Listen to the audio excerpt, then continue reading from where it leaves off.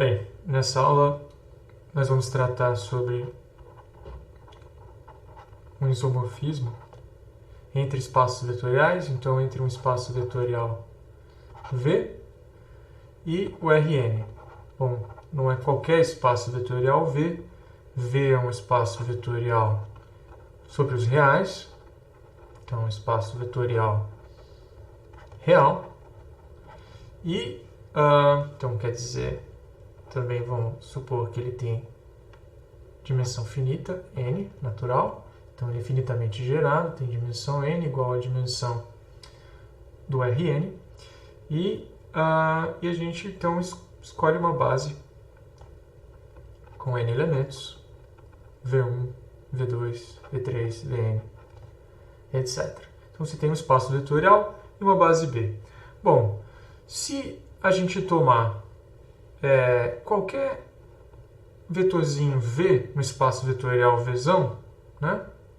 Então, suponha que ele seja qualquer vetor, a gente sabe que ele possui uma expansão única, né? Em termos dos vetores da base B, ou seja, existem constantes reais, por exemplo, A1, A2, etc., AN, né? Únicas, tais que a gente pode escrever V como sendo uma combinação linear, né, desses vetores.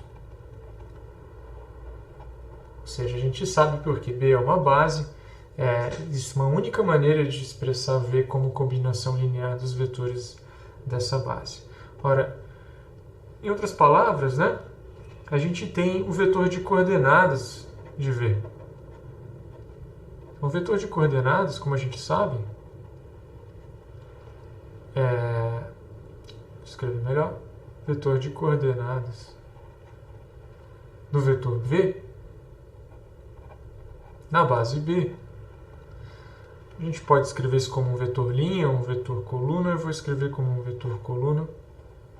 Então, um vetor coluna, uma ênupla, né, de números reais. Ora, esse é um elemento do Rn, né? Ou seja, eu estou associando a cada vetor V no espaço vetorial Vzão uma ênupla de números reais, certo? E só existe uma única, né?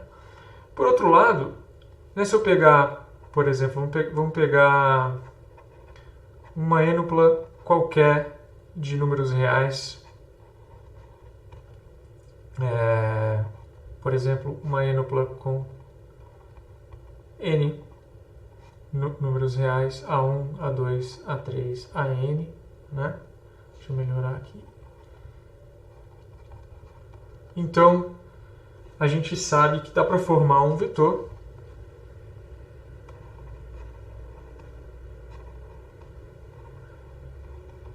que é o vetor cuja combinação linear, que é uma combinação linear dos vetores da base B com esses n números. Ou seja, em outras palavras, né, para cada vetor em V a gente associa uma única ênupla de números reais, e para cada ênupla de números reais a gente associa um único vetor em V.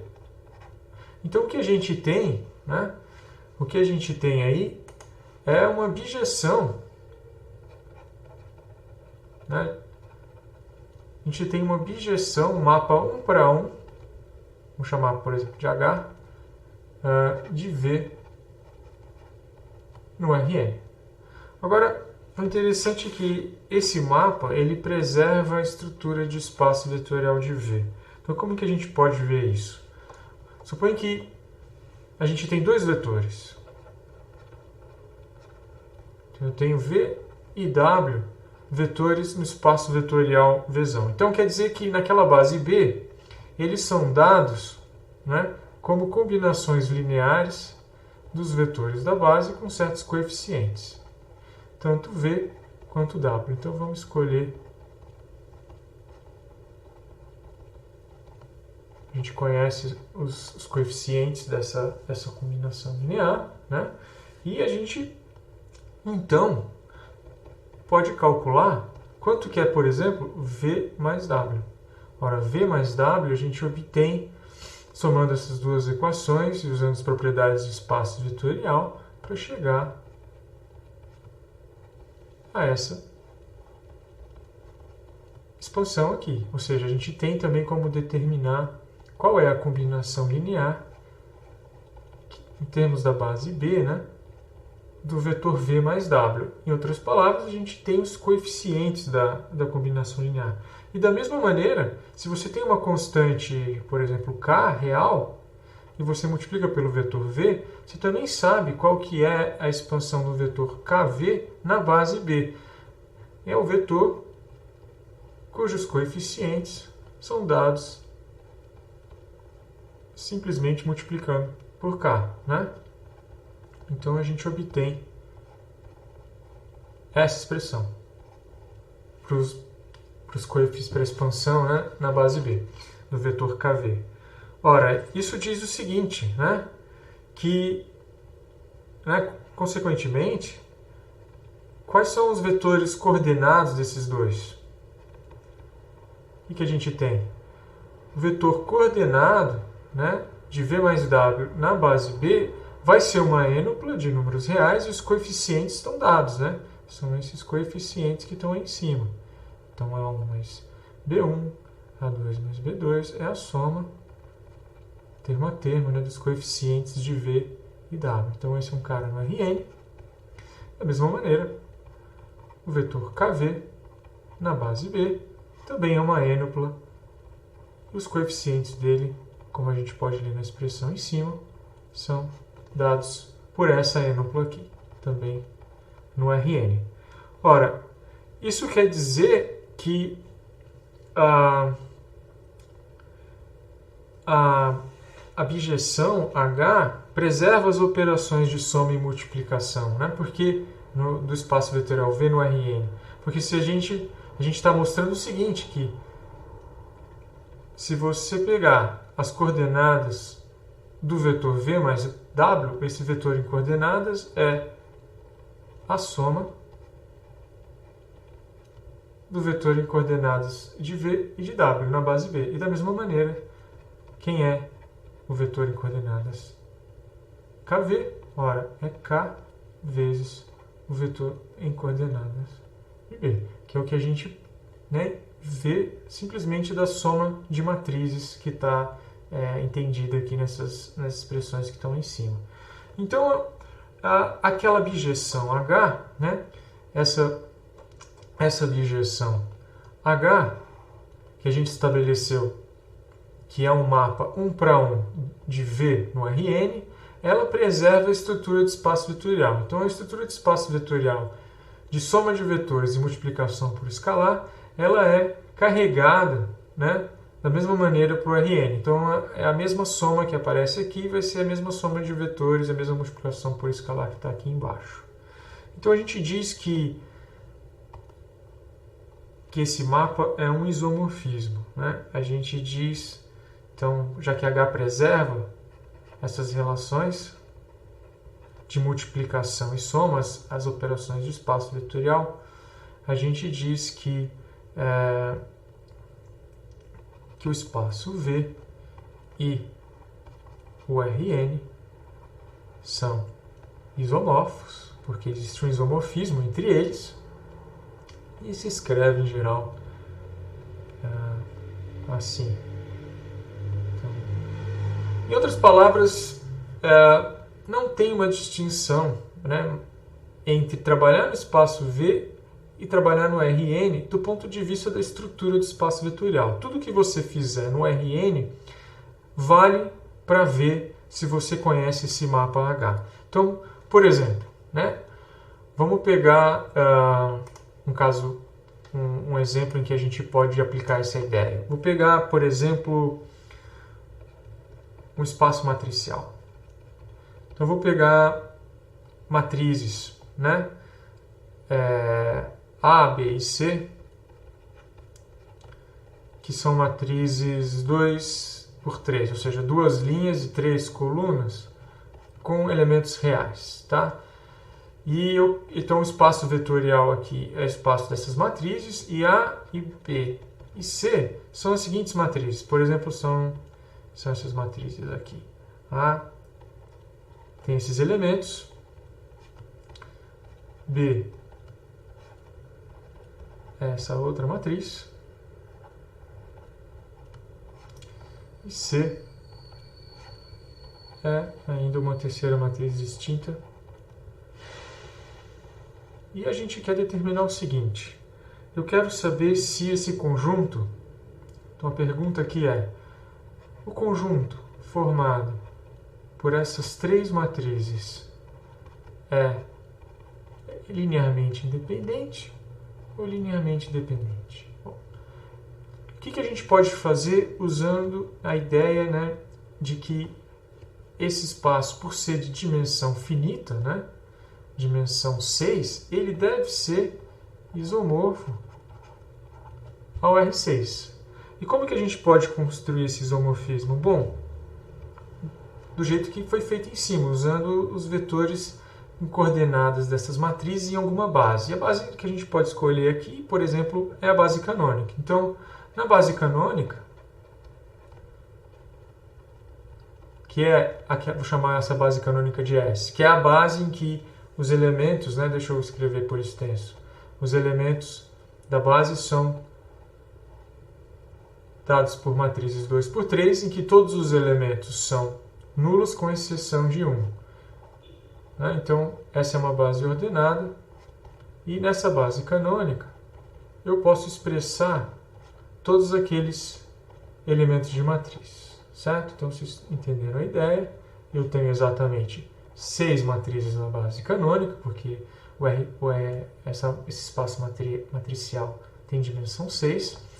E eu posso agora escrever, ora, quem é a ênupla, né, ou a sextupla de números reais que é dado pelo vetor de coordenadas na base S, né, na base canônica, da matriz A.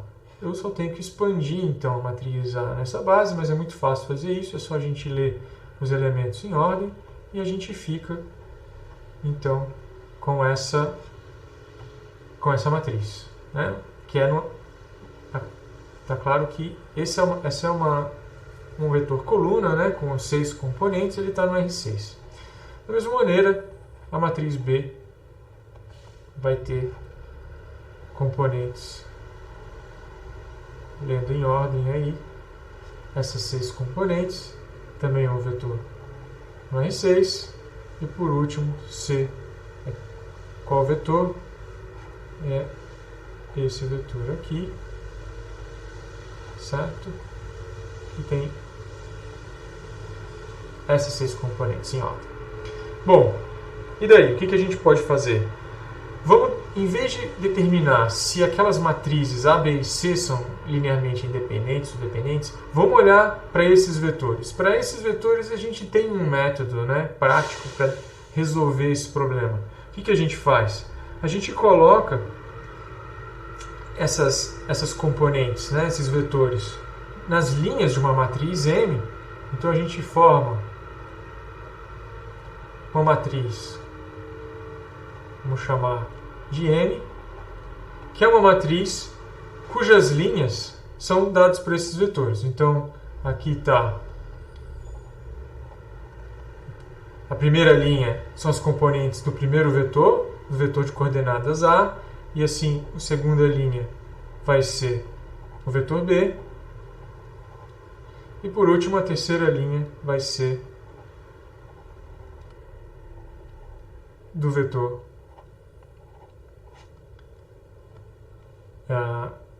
C, certo? Então essa é a matriz M, cada linha representa um vetor de coordenadas. E a gente pode escalonar essa matriz, então a gente aplica um procedimento de escalonamento para determinar, né, se essas linhas são LI ou LD. Se vocês fizerem as contas, vocês devem chegar a esse resultado aqui. Então a gente vai obter uma matriz que é linha equivalente à anterior via escalonamento, que tem as seguintes entradas.